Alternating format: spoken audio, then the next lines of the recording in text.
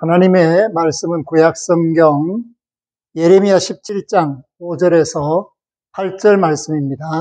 구약성경 1077쪽 여호와께서 이와 같이 말씀하시니라. 무릇 사람을 믿으며 육신으로 그의 힘을 삼고 마음이 여호와에게서 떠난 그 사람은 저주를 받을 것이라. 그는 사막의 떨기나무 같아서 좋은 일이 오는 것을 보지 못하고 광야 간조한 곳 건건한 땅 사람이 살지 않는 땅에 살리라. 그러나 무릇 여호와를 의지하며 여호와를 의뢰하는 그 사람은 복을 받을 것이라. 그는 물가에 심어진 나무가 그 뿌리를 강변에 뻗치고 더위가 올지라도 두려워하지 아니하며 그 잎이 청청하며 가무는 해에도 걱정이 없고 결실이 그치지 아니함 같으리라. 아멘.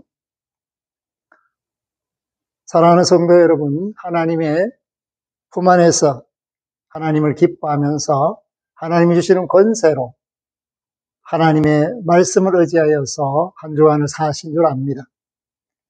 많은 일들이 우리 주변에서 일어나고 있습니다.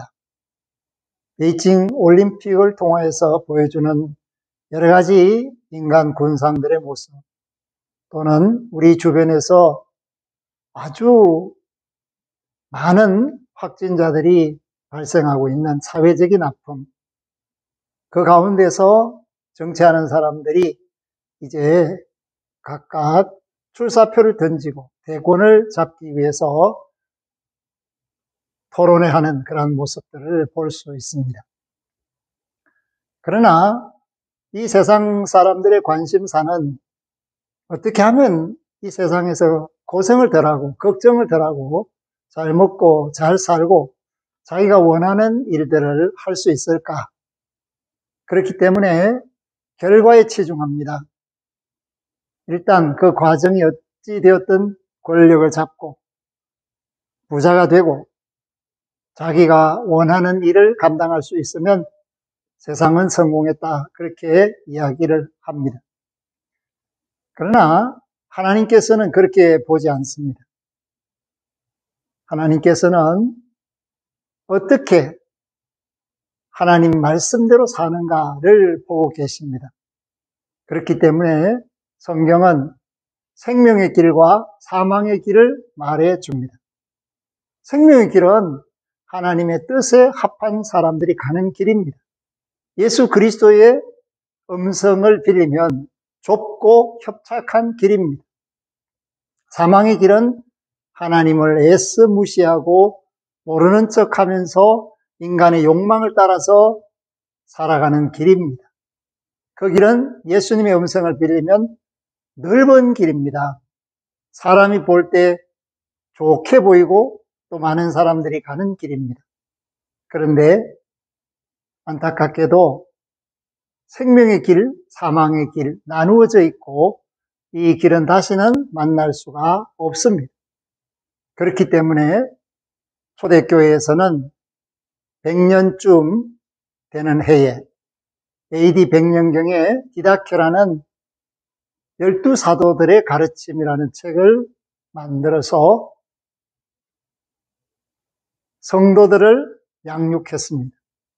그런데 그 첫 번째 부분은 1장에서 6장까지가 바로 생명의 길과 사망의 길에 관한 가르침입니다.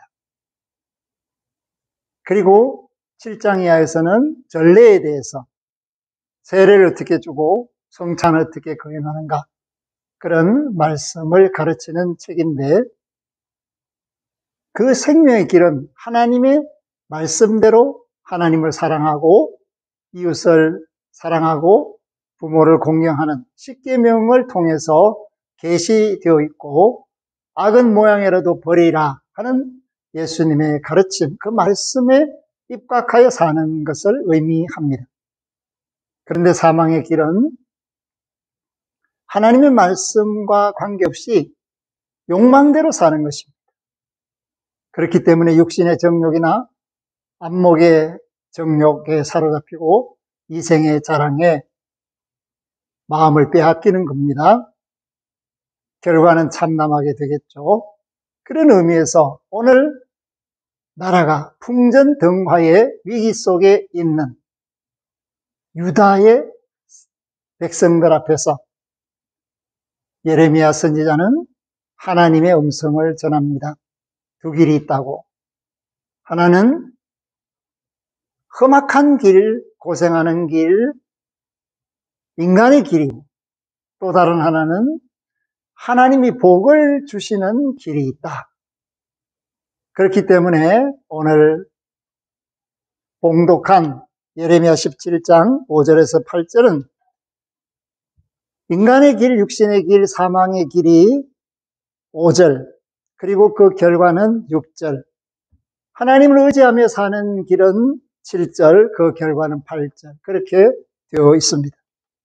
바라건대 우리가 하나님을 의지하는 믿음의 삶을 제대로 살기를 원합니다.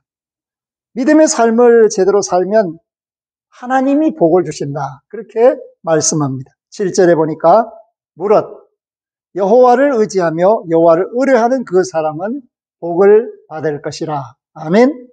여호와를 의지하며 여호와를 의뢰하는 그 사람, 의지하며 의뢰하는 그 사람, 하나님이 복을 주신다. 그 사람은 복을 받을 것이다. 그러니까 진정한 복, 하나님이 주시는 은혜 안에 있는 사람들은 하나님을 의지하고 의뢰하는 사람입니다. 믿고 맡기죠. 그래서 하나님이 도와주시고, 하나님이 채워주시고, 하나님이 붙들어주시고, 하나님이 세워주시고, 하나님이 보살펴주시는 그 사랑의 손길, 능력의 장중에서 생활한다라는 것을 말씀하고 있습니다.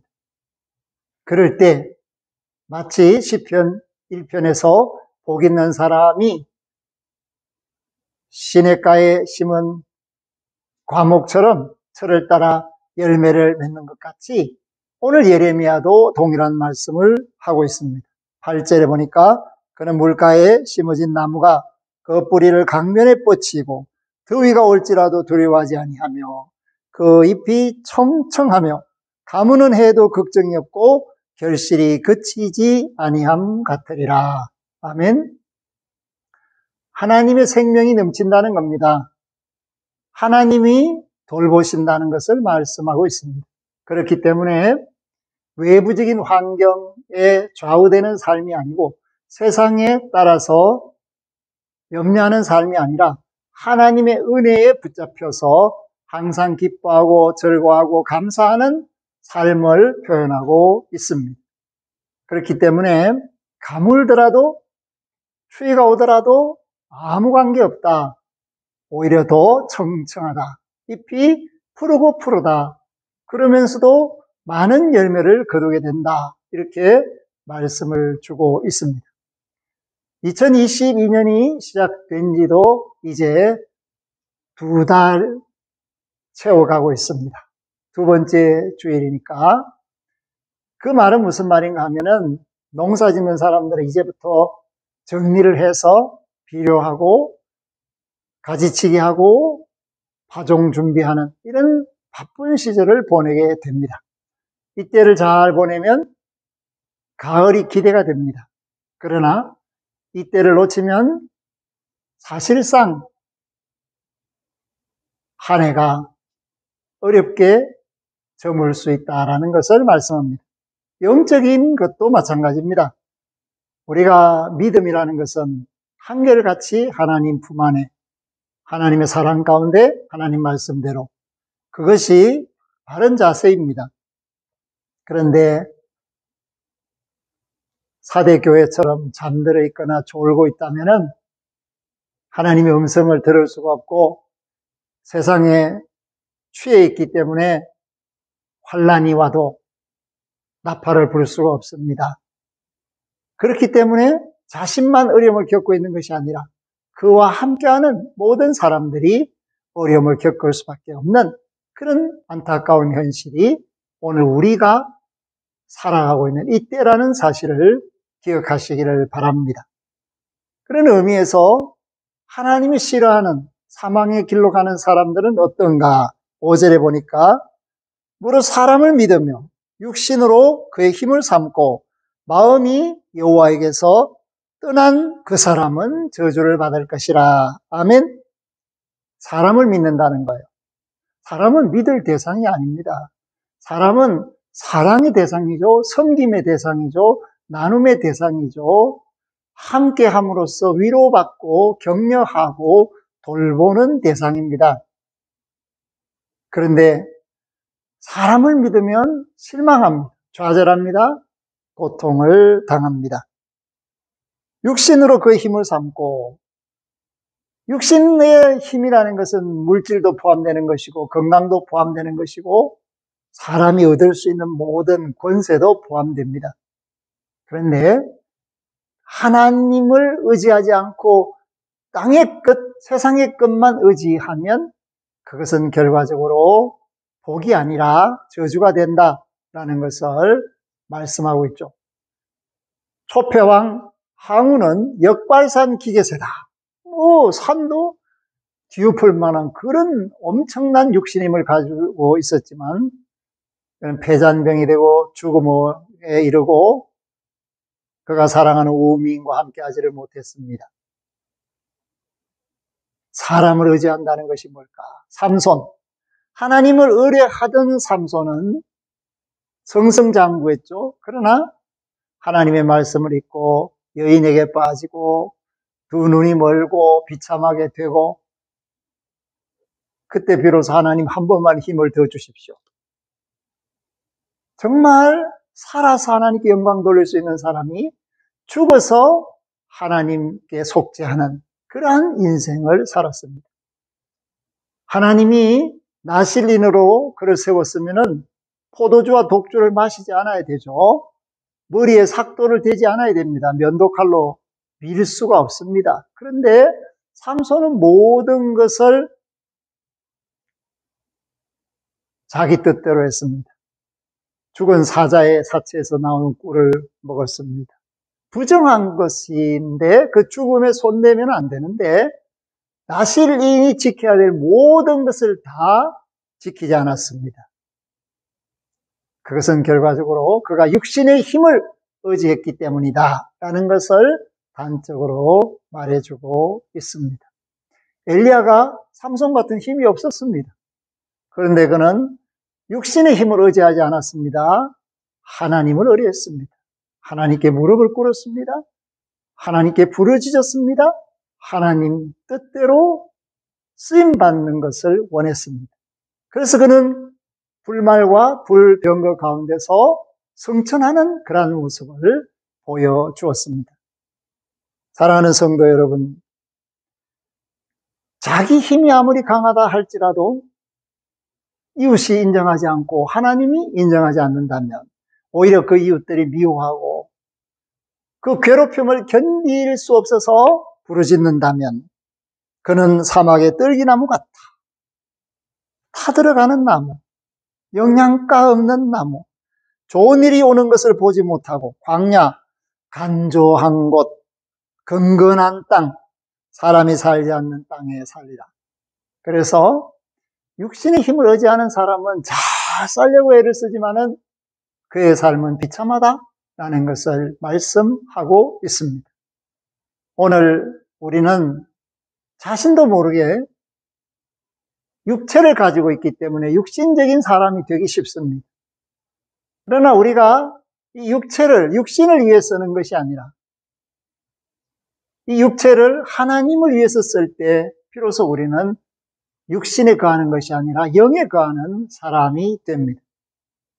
그래서 플래시가 되느냐, 썩어 문드러질 육신이 되느냐, 아니면은 성령의 이끌림을 받는 스피릿, 영이 되느냐, 여기에서는 오늘 저와 여러분들이 선택을 해야 합니다.